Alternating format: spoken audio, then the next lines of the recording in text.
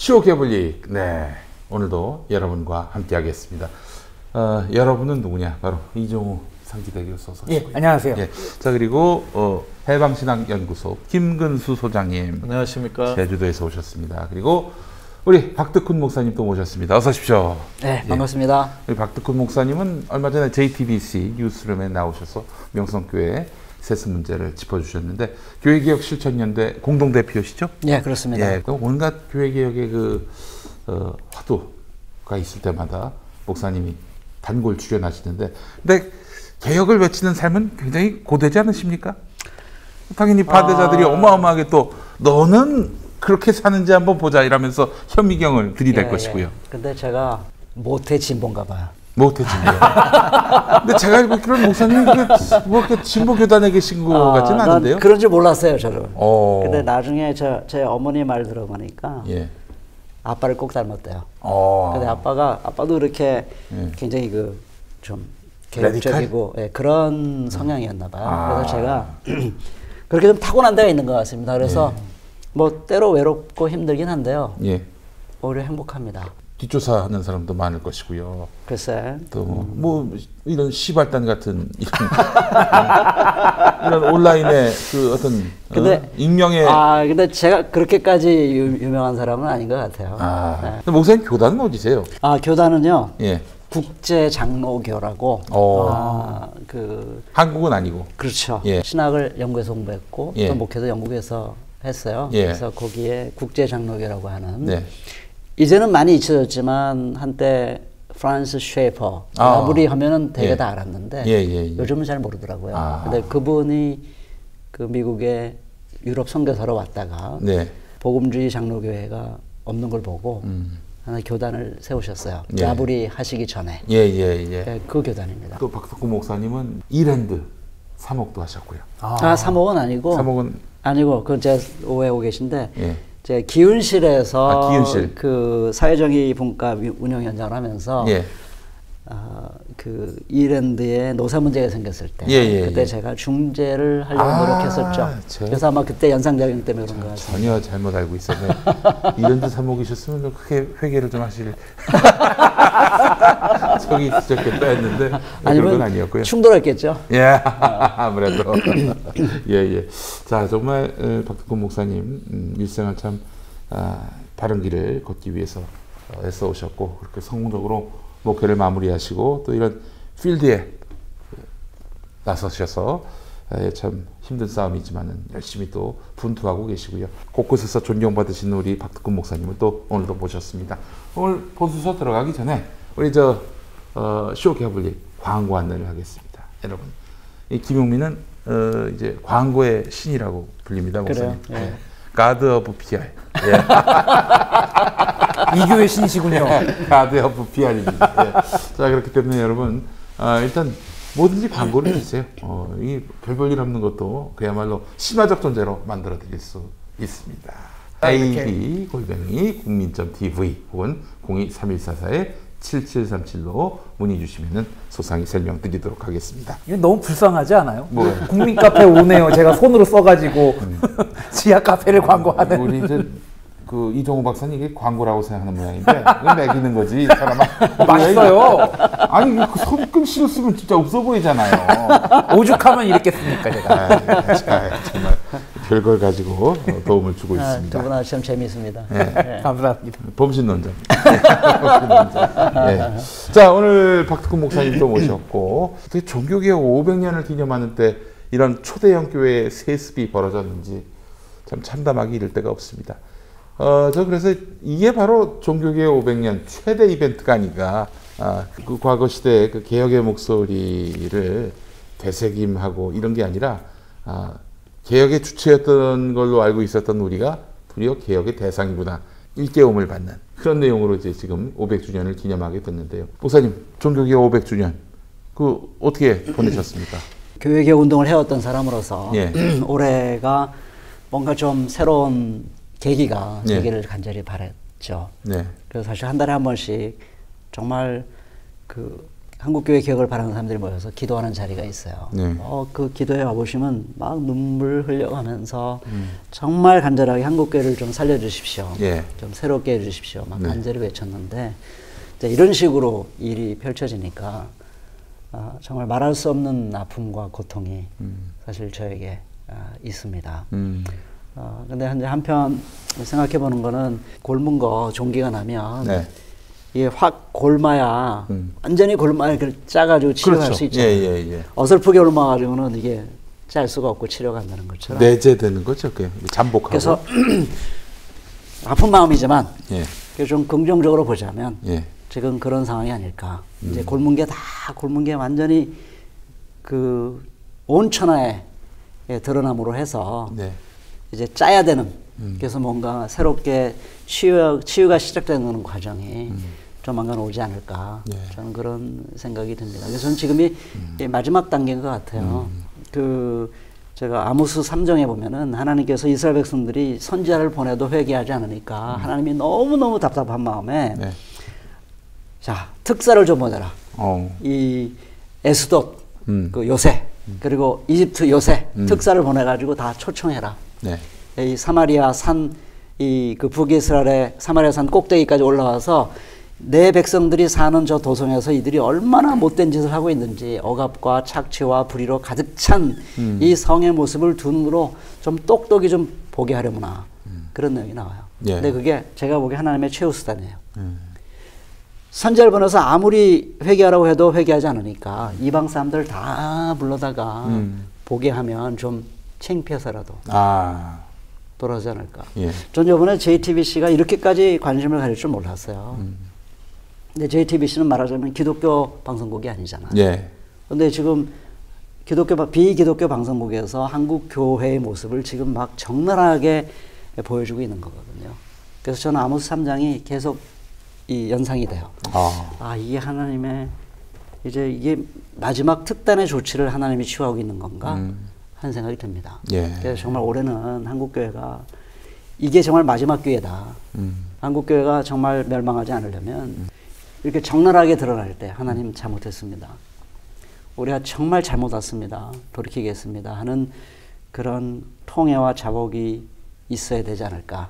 그런 생각이 드는 올해의 저의 마지막 마음입니다. 네. 저 같은 경우에는 그 종교개혁이라는 용어 자체가 오랫동안 고착이 됐기 때문에 어쩔 수 없이 좀 바뀌어야 된다고 보는 게, 이 종교개혁이란 말은 원래 이제 가톨릭 개혁이잖아요. 근데 진짜 종교개혁이 이제 500주년 됐으니까 이루어져야 된다. 지금 조계종 같은 경우에도 총무원장 선거 이후에 한참 이슈가 됐다가 명성교회권이 터지면서 약간 덮인 분위기가 좀 있거든요.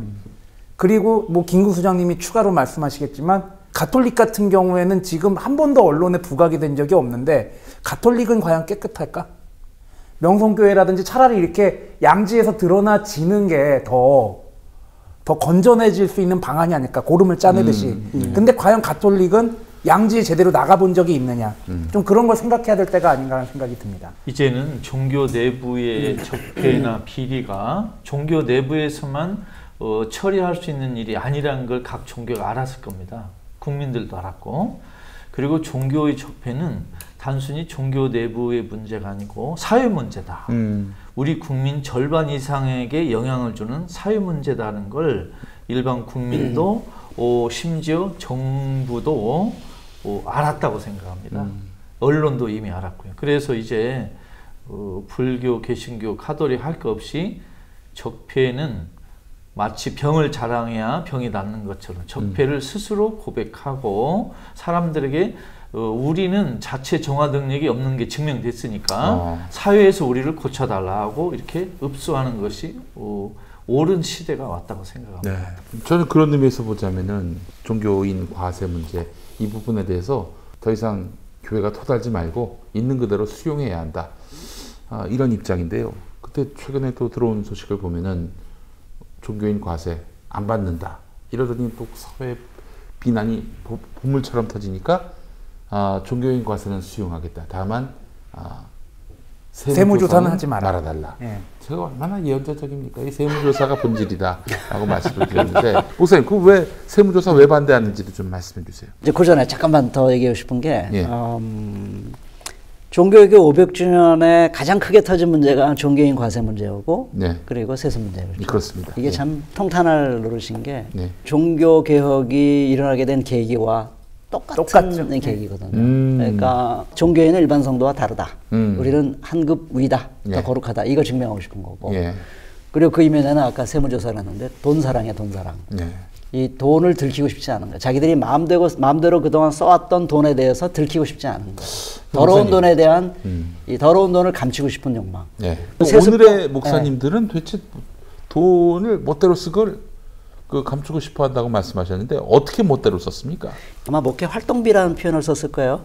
그러니까 사업 추진비 뭐 이런 거. 이런 거 세금 안 내잖아요. 이제 그런 거 세금 안 내야 된다. 이제 이렇게 주장하고 있는 겁니다. 제멋대로 갔다. 그러니까 그게 목사님들이 무슨 좀 룸사롱에 가거나 그러진 않았을 것 같은데. 모를 일입니다. 그것도 모를 일인데 2008년인가요? 이 소망교회 세습 간접 세습 문제 생겼을 때 제가 똑똑히 기억합니다. 그때 기자들이 다 있는 자리에서 소망교회 장로님 한 분이 이렇게 얘기했어요. 우리 교회 예산의 20%를 담임 목사님이 자유롭게 쓰도록 하는 교회입니다.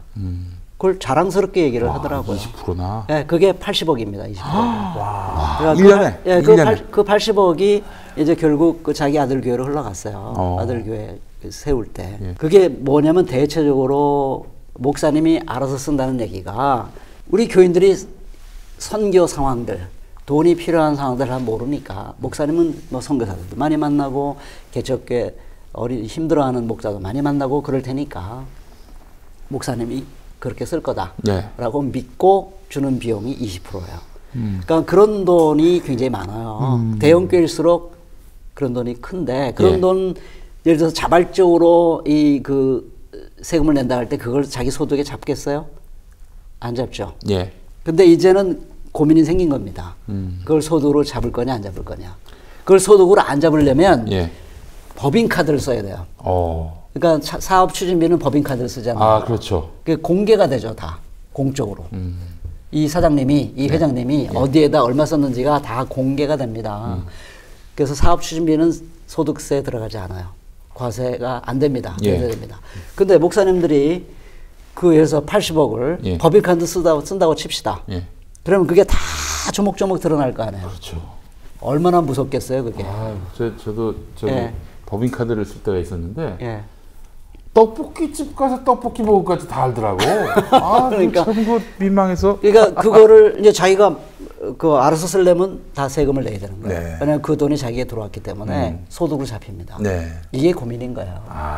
그래서 그걸 세무조사하지 말라는 얘기입니다. 지 꼴리는 대로 썼다면 당연히 자기 소득이지. 그걸 왜 자기 게 아니다라고 얘기할까요? 이 험악한 말은 제가 안 했습니다. 지난주에 이미지 세탁 잘했는데 들으시는 분들이 저 차별화 시켜주기. 목사님 다 속이면서 얘기했어요. 아삼육이잖아요. 근데 하여튼 우리 김영민 PD의 속마음은 참 착하다는 거죠. 말은 이렇게 해도 마음은 아주 착합니다. 아니 자기가 썼으면 자기 거지. 왜 그걸 또 딴 데다 씁니까? 저는 말도 안 되는 얘기고요. 그렇기 때문에 그게 엄청난 고민이에요. 그게 제일 고민거리입니다. 세무조사하면은 김사만 목사의 800억 이거 없었을 거 아니에요? 그러게 말해요. 없었죠. 그거 당연히 해야 되겠네 그러면은.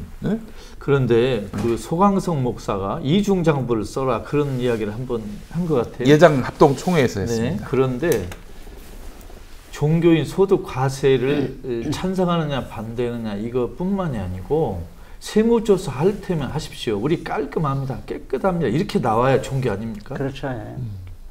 세무조사가 나온다고 해도 들키지 않을 정도로 깔끔하게 종교가 부패하지 않았다. 이걸 국민들이 바라는 거예요. 이걸 해야죠. 근데 이런 또 우려도 있습니다. 어떤 거냐면은 예를 들어서 지금 뭐 문재인 정부야 뭐 어디 그러겠습니까만은 예를 들어서 박근혜 같은 사람이 대통령인 정부인데 이 교회가 굉장히 뭐랄까요 레디칼해요. 정권에 대해서 상대적으로 굉장히 또 저항적이고 이 교회 한번 조져봐야겠다 해서 세무조사를 날마다 시행할 경우에 목사의 그 자금 관계를 날마다 들여다본다면은 이런 식으로 종교 탄압을 할 수 있는 여지가 생기는 거 아니냐라는 저도 우려입니다. 맞습니다. 그런 우려 있습니다. 그래서 보고서 여기 보면 어디다 돈 썼는지 다 나올 거 아니에요. 그럼 교회가 진보 단체에 뭐 보냈거나 이렇게 다 나올 거 아니에요. 그러면 이제 이 교회에 대해서 핍박을 할 수 있어요. 왜냐하면 그 교회 성향을 돈으로 말해주니까. 근데 좋아요. 난 그래도 괜찮다는 거예요. 그럼 핍박을 받으라 이거죠. 그건 영광이에요. 그렇죠. 만일 이 정권이 이놈들 봐라, 이놈들이 굉장히 진보적이고 개혁적이고 그러네. 손 좀 봐야겠네. 그러면 받는 게 영광이고 그게 멋있는 교회다라고 생각하면 그걸 가지고 그거 들킬까봐 세무서서 안 된다. 그건 너무 그 속 좁은 얘기고 너무 십자가의 도가 없는 교회다. 저는 그렇게 생각합니다. 나쁜 정부의 탄압을 안 받는 종교가 이상한 종교 아닙니까? 그렇죠. 나쁜 종교는 당연히 탄압을 받아야죠. 근데 장부에 예를 들어서 목사님 장부에 룸살롱 뭐 이런 게 적힌다면은 이 적히는 게 끔찍하니까 뭐 돈도 바른데 쓸 것이고 또 이 교인들이 내는 헌금이 굉장히 공공의 의미가 있구나라는 또 주의가 환기될 부분도 분명히 있는 것이고요. 교인들이 알아야 돼 이거는. 목사님을 믿고 돈을 드리는 걸 자기들은 잘한다고 생각하는 거예요. 목사님을 신뢰하는 관계니까. 그럼 목사님은 어련히 알아서 좋은 데 쓰시겠냐. 이런 믿음의 관계는 얼마나 아름다워 이렇게 생각하는 거예요. 근데 정말 눈이 좀 열렸으면 좋겠어요 우리 교인들이. 그게 그 목사를 망하게 하는 거고 교회를 망하게 하는 거고 자기 스스로를 망하게 하는 거다. 왜? 목사가 자기가 마음대로 돈을 줄 수 있잖아요. 그게 권력입니다. 권력이에요. 그런 사람들이 저 사람하고 친하게 지내려고 할 거예요. 왜냐하면 저분이랑 친하게 지내면 선교빈이 무슨 후원을 잘 받는 국민TV도요. 그런 목사님 한번 잘 만나면 돼요. 목사님 너무 차가워졌나 분위기? 목사님 이런 PR하지 말고 그런 어마어마한 돈을 가지고 있는 목사님 한 사람 잘 붙들어가지고 김삼환 목사님한테 가서 김삼환 목사가 제가 듣기로는 지금으로부터 한 20년 전 얘기예요. 이게 월마다 판공비라고 불리는 결산하지 않아도 되는 자기 마음대로 쓸 수 있는 돈이 월 1억 정도는 된다는 걸로. 그럼요. 지금 얼마나 컸겠어요. 그러니까 여기서 이렇게 뭐 광고 해가지고 뭐 10만 원, 100만 원, 50만 원 이러는데 그냥 그분 만나서 그냥 친해지면 그냥 1억, 2억 그렇게 나가는 거죠. 그러니까 이거 제가 우스개 지금까지 녹화한 거 다 지우겠습니다. 네, 우스개로 말한 건데 이게 진실이에요. 그러면 이게 권력이 되거든요, 목사가. 그게 아무리 선교비, 구제비로 나간다 하더라도요. 이게 권력이기 때문에 권력은 썩습니다. 그게 교회를 썩게 만드는 거예요. 저는 그 문제에 대해서 두 가지를 말씀드리고 싶어요. 목사, 스님, 신부들은 돈에 손을 대지 마십시오. 그렇죠. 왜 더러운 돈에 자꾸 손을 대려고 합니까? 더러운 건 우리 더러운 병신들이 될 테니까 목사, 스님, 신부들은 거룩한 것만 손 좀 대십시오. 맞습니다. 두 번째, 목사, 신부, 스님들은 좀 굶겨야 돼요. 배를 고파야 만들어야 돼요. 돈을 운영하거나 사인할 수 있는 그 권력은 무서운 것입니다. 그래서 그렇죠. 아예 월급으로 딱 주고 나머지는 손도 못 대게 장치를 만들어 놔요. 맞습니다. 그리고 목사, 신부, 스님 배가 고파봐야 돌을 닦는 거죠. 배가 부르고 등 따스면 딴짓하게 돼 있어요. 그 아주 조직적으로 만들었으면 좋겠어요. 제가 퇴임을 해보니까 이 말이 실감이 나요. 퇴임 전에는 정기적으로 몇백만 원이 탁탁 들어와요. 퇴임하면 그게 없어. 모든 게 비정기적이야. 아이고. 그러니까 좋더라고요. 제가 진짜 좋았어요. 이건 진심이에요. 하나님을 의지하기가 쉽더라고요. 그냥 저절로 하나님을 의지하게 돼. 왜냐하면 내 목줄을 하나님이 주고 계시니까. 하나님이 줄로 오면 난 죽어. 그래서 가난한 자는 복이 있구나. 이 말이 정말 진리라는 것을 퇴임하니까 알겠어요. 뭐 그전에도 알긴 알았는데 이게 그냥 온몸으로 와닿아요. 그래서 저는 동의합니다. 그런데 예를 들면 예수님도 세상에 나타나기 전에는 직업이 있었잖아요. 목수. 근데 세상에 나타나서 이렇게 복음을 전할 때의 직업은 뭐냐면 실업자였어요. 자발적 실업자. 실업자가 복음을 전한 거예요. 그러면 지금 우리 박드근 목사님은 정말 이제 본격적으로 복음을 전할 그 시간이 막 시작되신 것 같아요. 이제 막 시작해요. 예, 축하드립니다. 아니, 목사님, 저 담임 목사로 계실 때 그 교회는 어떻게 하셨어요? 뭐 세금 관계라든지 뭐 이런 거. 뭐 정확히 했죠.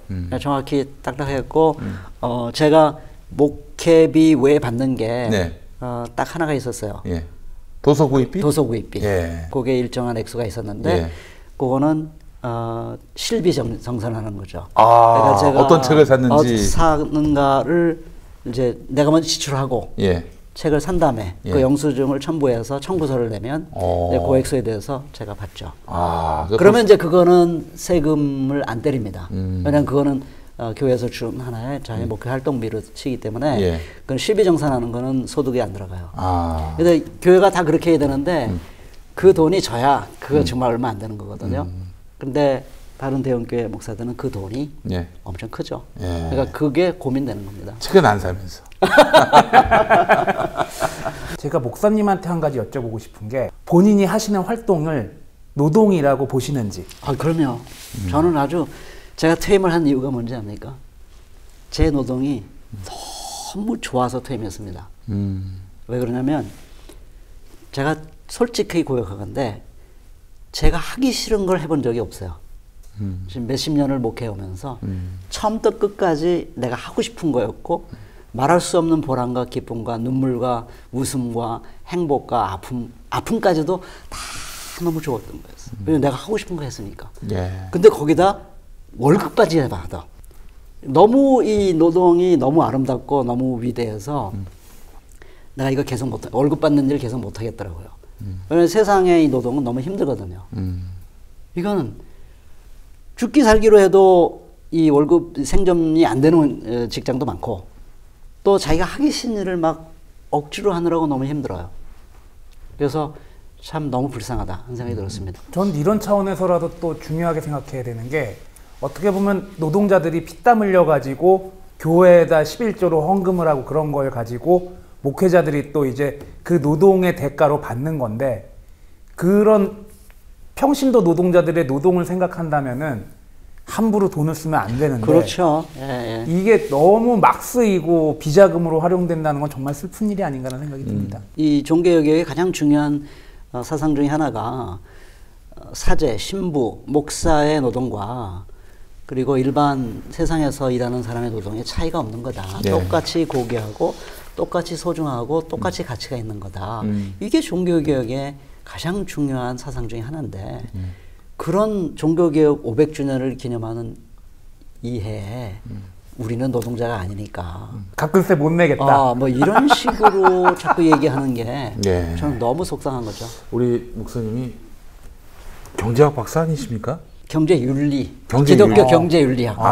관련한 책도 내셨는데 책 제목 돈에서 해방된 교회인데요. 그게 이제 김영사의 임프린트인데 포에마. 포에마. 여러분들께 강력하게 추천합니다. 제가 그거 읽고 얼마나 많은 걸 배웠는지 모르겠어요. 우리 서로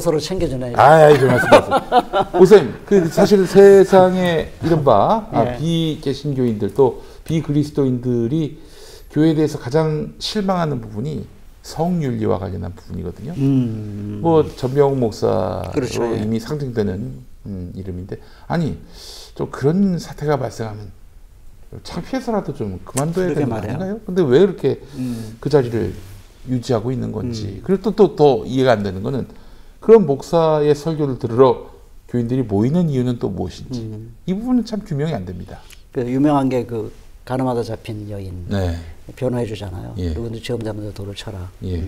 이제 목회자의 성 문제는 좀 차원이 다르다. 그렇죠. 그 권력의 관계가. 예, 권력의 문제고 돈과 연결돼 있기 때문에 이거는 엄중하게 다뤄야 되는 문제다. 저는 그렇게 생각을 합니다. 예. 특히 대한민국 한국교회 목회자는 성도들의 사랑과 존경을 받는 대상이 되는 경우가 많아요. 예. 물론 모든 교회 목회자가 그렇지는 않습니다. 예. 그러니까 대개 성 문제에 걸리는 목사들은 대체적으로 뭐 다 그런 건 아니지만 예. 이제 크게 문제되는 분들은 굉장히 인기 있는 사람들이에요. 설교를 잘한다든지 목회를 잘한다든지 혹은 뭐 잘생겼다든지 뭐 등등의 이런 좋은 조건들을 가지고 있는 사람들에게 사람들이 연약해서 끌릴 수 있는 요소가 있거든요. 근데 그런 거를 악용하는 거죠. 그런 걸 악용을 해서 이 상대방이 그렇게까지 나를 대하는 게 아닌데 그냥 존경할 수 있어요. 그냥 귀하게 생각할 수 있는데 근데 그거를 마치 성적인 어떤 것으로 본인이 착각할 뿐만 아니라 이렇게 유도를 해줘. 그래가지고 자기 욕망 충족의 수단으로 그 성도를 이제 다양한 방법을 통해서 이용해가지고 자기의 욕망 충족 수단으로 전락시키는 거거든요. 이거는 그냥 연약한 성 문제와는 좀 다른 차원이다. 네. 이건 폭력의 문제다. 권력을 휘두르는 폭력의 문제고 인권 침해의 문제다. 네. 그렇게 저는 보여집니다. 예. 그런 차원에서 전병훈 목사의 매력은 뭐라고 생각하십니까? 아, 이거 모르는구나. 말빨이, 그거 장난 아니에요. 그렇죠. 네, 전병훈 목사의 매력은요, 사람에게 꿈을 불어넣어주는 매력이 있죠. 첫째가 그거죠. 저 사람 믿고 따라가다 보면 내가 뭔가 꿈을 이룰 수 있겠구나 하는 그 탐욕을 불러일으키는 아주 강력한 매력이 있습니다. 탐심을 자극하는구나. 그래서 그리고 청년들이 많이 몰려들어요. 그리고 희망 고문을 아주 기가 막히게 잘하죠. 되게 사람들이 그 사람 말 듣고 따라갔다가 현실화 안 되면 금방 돌아서거든요. 근데 그 실망한 사람들에게 끝까지 희망을 갖고 나갈 수 있도록 하는 놀라운 귀재, 달인입니다, 달인. 아무나 못하는 거예요. 아무나 못하. 그걸 잘해야 대형교회 하는 겁니다. 타락한 대형교회. 그러니까 자본주의 사회에서 사람이 성공하면 얼마나 성공하겠어요. 100명 중에서 한두 명 성공합니다. 근데 그 나머지 성공하지 못하는 사람에게 끝까지 성공할 수 있다고 그 희망을 불어넣어 주는데 놀라운 이 귀재입니다. 그러니까 그게 매력이고요. 두 번째 이 매력은 뭐냐면 뭐라 할까요? 사람을 거머쥐면서 그 마조키스트적인 그 당하는 거, 욕 먹고 저 사람의 권위에 눌려서 종노릇하고 하는 것에 쾌감이 있습니다. 네, 이렇게 말하면 그동안 전병훈 목사님을 좋아하는 사람들이 굉장히 분노할 터인데요. 이건 심리학적으로 맞습니다. 네, 분노해도 좋아요. 분노하십시오. 거기서 깨어나야 돼요. 그거를 우리 대한민국 국민들이 전체적으로 그런 증상이 좀 있습니다. 전두환 좋아하는 사람들, 박정희 좋아하는 사람들, 이렇게 막 나쁜 남자 좋아하는 거. 네, 그런 게 있잖아요. 그러니까 나는 어리석고 모자라서 그렇죠. 어느 누군가에게 의지를 해야 자기의 존재감을 느낄 수 있어요. 그래서 저 사람이 나를 막 혼내고 욕하고 막 나를 뒤흔들고 그러면 그 사람을 내가 존경하는 사람이 있으면요, 그 사람 때문에 내가 저 사람 품안에 있으면 저 사람에게 절대로 내가 순종하면 내가 살아있네 하는 만족을 느끼는 거예요. 어디 한월산 기도원이라고 어렸을 때 어머니께서 저를 부흥사로 키우겠다고 이제 어려서부터 데려다니셨어요. 아이고 갔더니 목사가 방어 못한다고 마이크 잡고 이 개새끼들 방어 못한다고. 아니 씨발 뭐 나한테 개새끼라고 그래 뭐 이런 생각이 들었지만은 뭐 그 권위에 눌려서 한마디도 못했지만 그 반발심이 생겼어요. 저는 어머니는 아마 그 목사의 그런 어떤 거기 권위에 짓눌리길 바라시고 데리고 가신 것 같은데 전 반발심이 생겨서 그 뒤로 방언 한마디 못하고요. 뭐 취해 할 때 그 상황이 너무 민망해서 트라우마가 있어요 심지어. 예. 근데 약간 그런 거 좋아하는 분들도 있는 모양입니다. 그렇죠. 일반 대중들 중에 그런 매력에 넘어간 사람들 많죠. 뭐 유명한 그 전모 목사라고 빤스 목사라는 사람. 저도 여쭤보려고 그랬어요. 전광훈. 전광훈 목사의 자신감은 어디서 오는가? 뭐 이런 거 여쭤보려고 그랬어요. 정확히 이제 그런 그 권위를 쥔 사람과 권위에 순응하는 사람의 그 상관관계, 그걸 기가 막히게 이용해 먹는 사람이죠. 그래서 그 말 이후로 그 사람을 좋아했던 사람이 떠났느냐? 안 떠났죠. 오히려 전광훈 목사는 그 말할 때 사람들이 다 할렐루야하고 좋아했다라고 말하죠.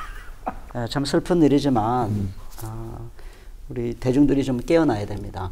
그런 막말하는 목사들, 권위를 휘두르고 상대방을 찍어 누름으로 해서 사람들의 그 환호를 받는 사람들이 얼마나 거짓된 존재인가를 이제는 좀 봐야죠. 신약성서에서 권위는 다른 사람을 압도하는 영향력이 아니고 그렇죠. 다른 사람을 키워주는 능력을 권위라고 합니다. 맞습니다. 네. 그동안 많은 목사님들이 압축 성장기에 뭐 돈도 없고 희망도 모르던 사람들을 막 견인하는 차원에서 그 카리스마 있는 목회를 하던 때가 있었고 그 목회가 또 상당한 그 결실을 맺던 때가 있었는데 지금이 어디 그렇습니까? 이 신자들의 또 의식 수준도 많이 높아졌고 아울러 또 촛불혁명이라는 어마어마한 정치적 격변기를 거친 그런 굉장히 수준 높아진 그런. 맞아요. 한국교회는 요한복음 6장을 좀 다시 공부해야 됩니다. 그러니까 오병이어로 5,000명을 먹이니까 엄청 카리스마잖아요. 예.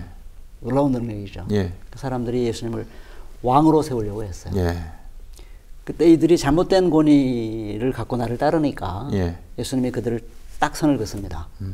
너희들 이제 다시는 나에게 썩을 양식을 구하러 절대 나 찾아오지 말아라. 나 안 준다 이제. 내가 너희들에게 줄 것은 떡이 아니고 내 살이고 내 피니까 내 살과 피를 먹고 마셔라. 그래야 산다. 이런 선을 확실하게 걷거든요. 그러니까 우리 대한민국 교회는 성도들이 카리스마 있는 성도가 목사가 생기면 성도들이 막 따르거든요. 예. 근데 그걸 즐겨요. 누려요. 그리고 더 큰 카리스마로 더 많은 사람을 자기에게 끌어모으려고 해요. 거기서 예수님과 길이 달라지는 거죠. 그러니까 우리가 이 진정한 권위는 오병이어로 5,000명을 먹이는 게 아니라 자기 살과 피를 다 내어줘서 자기에게 아무것도 남지 않을 때까지 자기를 완전히 가난으로 비우고서 아무것도 남는 것이 없을 때까지 주어서 다른 사람을 살리는 거. 이게 권위다. 예. 예수님이 그걸 가르친 거거든요. 예. 십자가형에 못 박힐 것을 미리 알고서 그렇게 얘기한 거잖아요. 네, 그렇게 얘기한 거죠. 그러니까 결국에는 오늘날 목회자들에게 또 가톨릭의 사제들에게 필요한 자세가 자신의 죽음을 알면서도 다 희생할 수 있는 그런 자세가 아닌가 그렇죠, 예. 그런 생각이 드네요. 네, 그렇죠. 예. 목사라든지 뭐 신부님들이라든지 이분들의 삶이 항상 고난 받는 자의 길, 그 길이어야 하는데 지금 보는 거 보면은 뭐 돈 많이 벌고 또 세상적인 권위를 얻는 거 여기에 너무 치우쳐 있는 측면이 있단 말이죠. 그러면서 썩는 것이고 그러면서 이제 신자들로부터 신뢰를 잃게 되는 것이라는 그런 생각을 해봤습니다. 지금 이런 전반적인 교회 문제, 교회개혁 500주년 관련해서 이런 얘기 나누고 있는데 외부인들의 시선이 지금 계속해서 가해지고 있는 상황이잖아요. 그러니까 교회여 깨어나야, 교회여 깨어나 이 새끼야. 왜냐하면 교회가 지금 혼수 상태니까. 근데 혼수 상태인 교회가 중얼거리는 말은 이런 거잖아요. 내가 알아서 할 테니까 너넨 나한테 신경 쓰지 마. 근데 왜 나한테 나 때려 왜? 막 이런 식으로 얘기하는 거하고 비유할 수 있다고 보거든요. 지금 뭐 맞습니다. JTBC에서 이렇게 좀 교회 개혁에 적극적으로 발언을 하는 것도 불편해할 수도 있고 맞습니다. 외부인들이 자꾸 성스러운 세계에 감나하라 배나하라 왜 하느냐 쑥스러운 세계 사람들이 이렇게 반응할 수도 있을 것 같은데 여기에 대해서는 교회가 어떤 자세를 취해야지 옳다고 생각하시는지요? 교회는 개인 재산이 아니고 공공재입니다. 예를 들면 이번에 명성교회 어느 장로가 손석희 앵커와의 인터뷰에서 이런 얘기했습니다. 저희 교회 한번 들어와 보십시오. 아무 문제 없습니다. 들어와서 얘기하십시오. 밖에서 얘기하지 말고 이렇게 얘기했는데 저는 이렇게 반문하고 싶어요. 그러면 당신 북한에 한번 들어가 살아봐라. 그리고 가서 김정은 비판해라. 이런 논리거든요. 그러면 옆집에서 부부싸움이 나면 남의 가정 문제인데 왜 신고합니까? 이럴 수 있잖아요. 교회는 공공재예요. 개인 재산이 아니고 공공의 공적인 존재이기 때문에 교회 밖에 있을 수가 없어요. 교회는 모든 사람이 교회니까 밖에나 아니나 다 이야기할 수 있습니다. 그래서 명성교회는 명성교회 성도들만의 교회가 전혀 아니고 우리 대한민국 모든 사람이 관심을 갖고 애정을 갖고 비판할 수 있는 공적 재산이에요. 일반 언론에서 이렇게 뭐라고 비판을 하면 잘 들어야죠. 그리고 죄송합니다라고 말해야죠. 왜냐하면 예수님께서 너희는 세상의 소금과 빛이 되라고 그랬거든요. 그래서 사도행전 2장에 보면 하나님께서 날마다 구원받는 사람을 그 교회에다 더해줬다고 그랬어요. 왜냐하면 너무 아름다운 거야. 거기 가보니까 빈부의차가 없어. 가난한 사람 생기면 다 자기 재산 팔아고 막 나눠줘. 그리고 너무너무 사랑스러워 보이고 편안해 보이고 너무 아름다운 거예요. 그러니까 사람들 이건 뭐지? 여긴 왜 이 사람들이 이렇게 기쁜 거야? 뭐가 쉬워가지고 이렇게 서로 나눠? 여긴 자기 소유에 대한 욕망이 없네? 사람들이 관심을 가지고 몰려들었어요. 교회는 그래야 돼요. 근데 교회가 세상만도 못해가지고 욕을 먹어. 그러면 죄송하다고 그래야죠. 그런 말을 할 때 정말 죄송했습니다. 실망시켜드려서 죄송합니다. 근데 아직도 우리에게 희망을 두고 계셔서 우리를 혼내주고 계시는군요. 너무 고맙습니다. 앞으로 열심히 해서 여러분들에게 기쁨을 주는 그런 존재로 거듭나겠습니다. 네. 이래야 바른 자세죠. 네, 목사님 그렇게 하면 또 위선자라고 해요, 요즘에. 그만큼 그래요? 신뢰를 잃어버렸어요. 그래요? 완전히 바닥이 나가지고. 참, 그래서 저는 저도 그 인터뷰를 들어봤는데요. 저쪽에 명성교회 장로님. 예. 교회는 여전히 성스러운 곳이고 세상은 이 성스러운 세상에 내막을 전혀 모르는 흑암에 사는 백성들 이런 식으로 인식하고 있는 건데 이런 착각은 빨리 깨야 됩니다. 네, 한 가지만 제가 더 말씀드리면 교회가 하는 일이 교회 안에서만 머물지를 않아요. 문제는. 예, 일단 교회가 하는 일이 세상에 영향을 줍니다. 세습하는 것이 영향을 주는 거고요. 과세 안 주는 게 영향을 줘요. 쟤네들 종교인 소득세를 안 내려고 그러네. 그럼 우리는 뭐 우리라고 꼭 내야 돼? 뭐 이런 영향을 미칩니다. 게다가 우리 말씀하셨지만은 교회 안에 있는 사람들이 세상에 나가서 사회적 지위를 가져요. 그래서 영향을 미쳐요.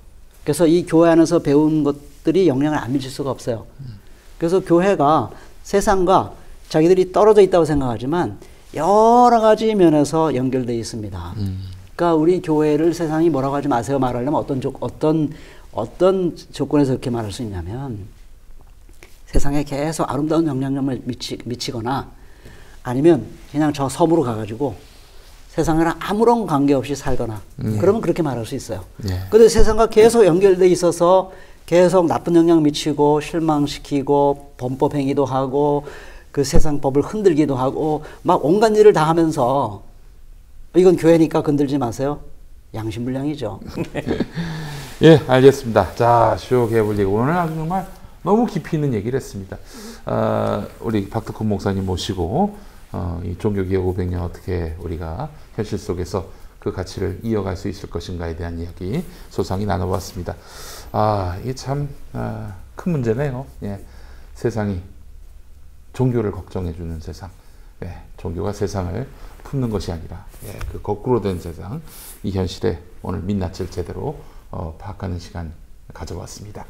자, 우리 이종우 상지대 교수 오늘 수고 많이 하셨고, 감사합니다. 그리고 김근수 해방신학연구소장님 고생하셨고, 감사합니다. 우리 박덕훈 목사님 고생 많으셨습니다. 네, 감사합니다. 네, 저희는 다음 주 이 시간에 다시 뵙겠습니다. 여러분 감사합니다.